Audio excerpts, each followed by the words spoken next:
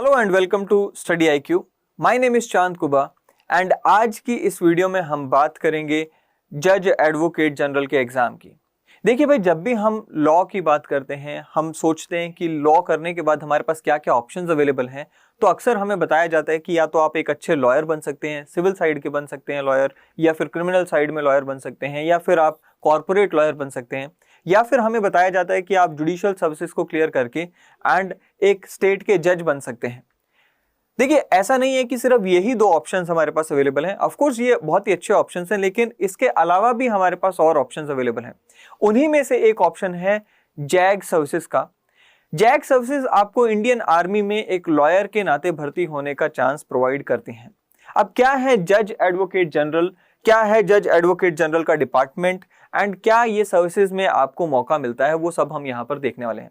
Basically एक notification out हो चुकी है जैग सर्विसेज के लिए, जो कि आप रीड कर सकते हैं, फिल कर सकते हैं एंड अपना लक इसमें आजमा सकते हैं। अपनी मेहनत से इन सर्विसेज को आप हासिल कर सकते हैं। अब देखिए, इंडियन आर्मी जो है इसमें लगभग 13 लाख से ज्यादा एम्प्लॉयज हैं एंड ये भारत की सेकंड सबसे बड़ी एम्प्लॉयर मानी जाती है। इससे आगे सिर्फ इंडियन रेलवेज है। अब इंडियन आर्मी की इतनी बड़ी ऑर्गेनाइजेशन होने के नाते it has its own fair share of legal issues. आप देखिए, इंडियन आर्मी के अंदर यानी कि intra organisation and Indian army का बाहर के ऑर्गेनाइजेशंस के साथ हमें लीगल डिस्प्यूट्स देखने को मिलते रहते हैं। अब ऐसे में जरूरी हो जाता है कि इन लीगल इश्यूज को टैकल करने के लिए लीगल एक्सपर्ट्स को भर्ती किया जाए एंड उसी पर्पज से यहाँ पर हमें देखने को मिलता है कि लीगल एक्सपर्ट्स को जैग सर्विसेज के द्वारा यहाँ पर भर्ती किया जाता है इंडियन आर्मी में। बात करते हैं जी जज एडवोकेट जनरल डिपार्टमेंट की। सो बेसिकली ये लीगल ब्रांच है, जज एडवोकेट जनरल डिपार्टमेंट जो है वो लीगल ब्रांच है इंडियन आर्मी की। इस ब्रांच के जो हेड रहते हैं वो जज एडवोकेट जनरल रहते हैं, जो कि लीगल एक्सपर्ट हैं and highest legal and judicial official हैं इंडियन आर्मी के, and he advises the chief of Indian army on legal matters. इन साहब के अंडर जो है जैग जो है, इनके अंडर बहुत सारी ऑफिशियल्स आ जाते हैं, एक बहुत ही बड़ी ब्रांच आ जाती है एंड अगर आप जैग सर्विसेज क्लियर करते हैं तो आप इस ब्रांच का हिस्सा बन जाएंगे एज अ लीगल एक्सपर्ट, यानी कि आप जैग डिपार्टमेंट का हिस्सा बन जाएंगे। अब जैग रिक्रूटमेंट की अगर हम बात करें तो यहां पर हमें देखने को मिलता है कि नोटिफिकेशन जो है 2022 की रिक्रूटमेंट के लिए वो आउट हो चुकी है। इसमें आपको शॉर्ट सर्विसेज कमीशन ग्रांट किया जाता है। अब क्या होता है SSC, वो हम यहाँ पर देखेंगे। बेसिकली इतना जान लीजिए कि ये जो जैग की रिक्रूटमेंट है इसमें दोनों मेल एंड फीमेल यानी मेन एंड वीमेन दोनों यहाँ पर जा सकते हैं, इस भर्ती का हिस्सा हो सकते हैं, इस सर्विस का हिस्सा बन सकते हैं। अगर हम टर्म्स एंड कंडीशंस की बात करें तो सबसे पहले हमारे माइंड में आता है टेन्योर ऑफ एंगेजमेंट, यानी कि अगर आप जैग क्लियर कर लेते हैं तो कितने साल के लिए आपकी ये सर्विस रहेगी। क्योंकि मैंने अभी कहा कि आपको शॉर्ट सर्विसेज कमीशन ग्रांट किया जाएगा, इसका मतलब यह है कि मैक्सिमम जो है आपको यहाँ पर एक समय में 14 साल के लिए सर्विस प्रोवाइड की जाती है। यानी कि अगर आप जैग सर्विसेज क्लियर करते हैं तो आपको 14 इयर्स मैक्सिमम इस सर्विस में रखा जाएगा। होगा क्या, आप मान लीजिए 2022 में ये सर्विस क्लियर कर लेते हैं तो 10 साल तक आपको इस सर्विस में रहने का मौका मिलेगा एंड 10 साल के बाद आपकी जो रिक्रूटमेंट जो स्क्रूटनी है वो की जाएगी। 10 साल के बाद ये देखा जाएगा कि क्या आप परमानेंट कमीशनिंग के लिए फिट हैं।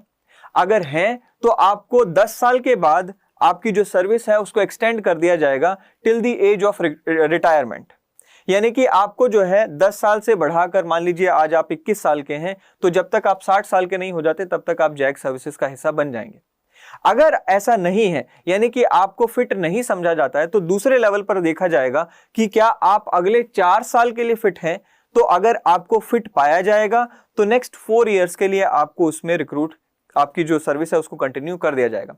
सो मिनिमम जो है वो 10 साल रहेगी आपकी सर्विस, उसके बाद 14 साल भी हो सकती है एंड परमानेंट अगर कमीशनिंग हो गई तो वो आपकी till the age of requirement भी आपकी सर्विस चल सकती है। दूसरी बात ये कि ये जो नोटिफिकेशन है ये ऑलरेडी आ चुकी है एंड 19 जनवरी को ये नोटिफिकेशन आ चुकी थी, 19 जनवरी 2022, एंड इसकी जो आखिरी डेट है दैट इज 17 जनवरी 2022, यानी कि अभी भी डेट है, अभी भी टाइम है आपके पास एंड आप यहां से समझकर एंड इस नोटिफिकेशन को फिल कर सकते हैं। और यहाँ पर अगर एलिजिबिलिटी क्राइटेरिया की अगर बात करें, सबसे पहले हमारे माइंड में आता है नेशनैलिटी। तो अगर आप इंडिया के नेशनल हैं, यानी कि सिटीजन ऑफ इंडिया हैं, आप एलिजिबल हैं। अगर आप सब्जेक्ट ऑफ नेपाल हैं, then also you are eligible, but only thing is कि आपको सर्टिफिकेट चाहिए होगा एलिजिबिलिटी का, issued by government of India. अगर आप नेपाल के सिटीजन हैं या नेपाल के नेशनल हैं एंड आप गुरखाज हैं, तो आपको उस एलिजिबिलिटी सर्टिफिकेट की भी रिक्वायरमेंट नहीं रहती है। बट एक चीज का यहां पर हमें ख्याल रखना होगा, चाहे आप मेल हैं चाहे फीमेल हैं, दोनों ही केसेस में आपको यहां पर एक चीज का जो ध्यान रखना होगा कि आपको अनमैरिड होना जरूरी है। यानी कि ये जो सर्विसेज हैं इसमें केवल और केवल अनमैरिड लोगों को ही लिया जाता है। एज लिमिट की अगर हम बात करें तो एज जो है, मिनिमम एज 21 ईयर्स होनी चाहिए एंड मैक्सिमम जो एज है वो 27 ईयर्स होनी चाहिए। इन्होंने डेट स्पेसिफाई की है कि ऑन 1 जुलाई 2022 आपकी जो मिनिमम एज है वो 21 होनी चाहिए एंड मैक्सिमम एज जो है वो 27 से ज्यादा नहीं होनी चाहिए। सो यहां पर आपको इन्होंने ये भी बता दिया कि 2 जुलाई 1995 1995 से पहले जो है बॉर्न नहीं होने चाहिए एंड 1 जुलाई 2001 के बाद बॉर्न नहीं होने चाहिए। ये इन्होंने यहां पर डेट रखी है। इस दोनों डेट्स के बीच में अगर आपका जन्म हुआ है तो आप एलिजिबल हैं इस नोटिफिकेशन के हिसाब से।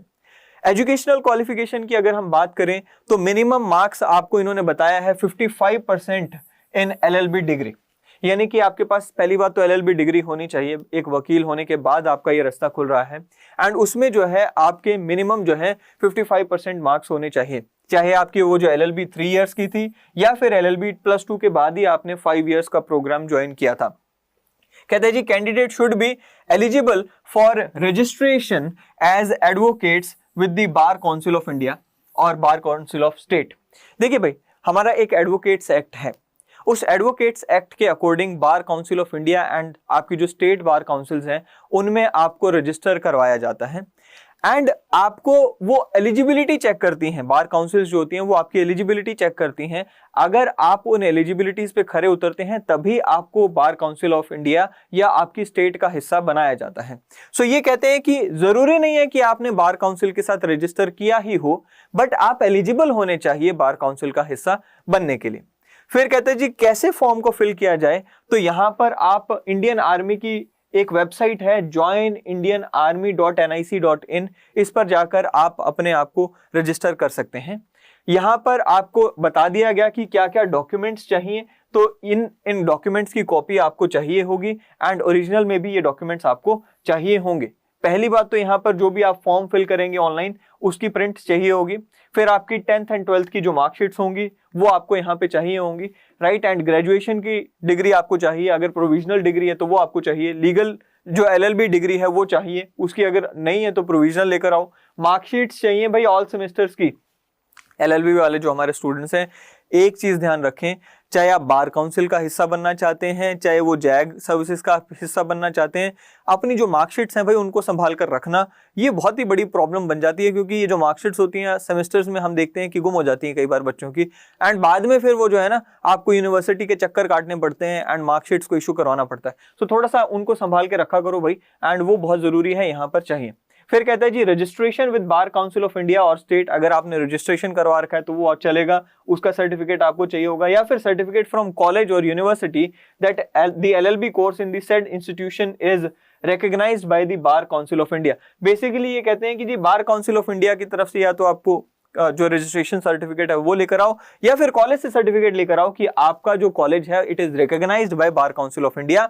आखिरी में कहता है जी कि certificate issued by the university regarding the formula of conversion of CGPA और grades into marks followed by the university. So कई बार अब जो लेटेस्ट क्या चल रहा है ना, CGPA का सिस्टम चल रहा है, सो किस तरह से उसको मार्क्स में कन्वर्ट किया जाएगा उसका भी यहाँ पर आपको सर्टिफिकेट लेकर आना होगा। इन एनी केस आपको ये जो डॉक्यूमेंट्स हैं आपको कैरी करने होंगे। Any candidate who does not carry the above documents for the SSB interview, so interview होगा। बेसिकली SSB का जो एग्जाम होता है ना उसमें रिटन एग्जामिनेशन एज सच नहीं होता है। ऐसा नहीं है कि जैसे हम जुडिशरी में देखते हैं कि पहले प्री हुआ फिर मेंस हुआ फिर इंटरव्यू हुआ, नहीं, यहाँ पर आपका 5 दिन का इंटरव्यू होगा एंड वो 2 स्टेजेस का इंटरव्यू होता है, अभी उसकी हम बात करेंगे। एंड जिस दिन आप इंटरव्यू देने जाओगे वहां पर आपको ये डॉक्यूमेंट सारे चाहिए होंगे। अब सिलेक्शन प्रोसीजर की जैसे हमने बात की, सबसे पहले तो यहाँ पे होगी शॉर्ट लिस्टिंग ऑफ एप्लीकेशंस, यानी कि आपकी जितनी भी एप्लीकेशंस जाएंगी उन सबको यहाँ पे शॉर्ट लिस्ट किया जाएगा। किसके द्वारा? By the integrated headquarters of ministry of defence army, इनके द्वारा आपकी जो एप्लीकेशंस है उनको वो वेटिंग की जाएगी, उसको यहाँ पे शॉर्ट लिस्टिंग किया जाएगा। फिर उसके बाद क्या कहता है जी कि reserve the right to short listing of these applications. फिर उसके बाद after short listing of the applications the centre allotment will be intimated to the candidates via their email. अब यहाँ पर आपकी शॉर्ट लिस्टिंग होने के बाद आपको सेंटर अलॉट किए जाएंगे जहां पर जाकर आपका इंटरव्यू कंडक्ट किया जाएगा। यानी कि बेसिकली यहाँ पर कुछ सेंटर्स हैं जो कि हैं जी देखिए इलाहाबाद यूपी में हो गया, भोपाल मध्य प्रदेश, बेंगलोर कर्नाटका एंड कपूरथला पंजाब। 1, 2, 3 और 4, ये 4 सेंटर्स हैं भाई। इनमें से कोई भी आपको अलॉट किया जाएगा, आपकी मर्जी नहीं है। ये सेंटर जो है आपको इंडियन आर्मी के द्वारा अलॉट किए जाएंगे। उसके बाद क्या कहता है जी, after the allotment of selection centre the candidate will have to log in to the website and select their SSB dates. अब यहाँ पर एक फ्लेक्सिबिलिटी जो आपको मिलती है वो ये कि आप अपनी डेट सिलेक्ट कर सकते हैं। वहां पर एक लिस्ट ऑफ डेट आती है, आप ये सिलेक्ट कर सकते हैं कि भाई इस दिन मैं जा सकता हूं।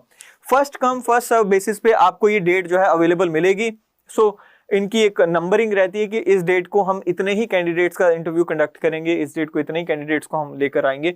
सो बेसिकली आप जल्दी से जाकर वेबसाइट के ऊपर, इंडियन आर्मी की वेबसाइट पे, एंड वो डेट सिलेक्ट कर सकते हैं। The option to select their dates for SSB by the candidates may be forfeited due to the occurrence of any of the exceptional circumstances, that is a different thing. फिर कहता है जी कि allotment of selection center is at the discretion of director general of recruitment of Indian army and no request for the change will be entertainment.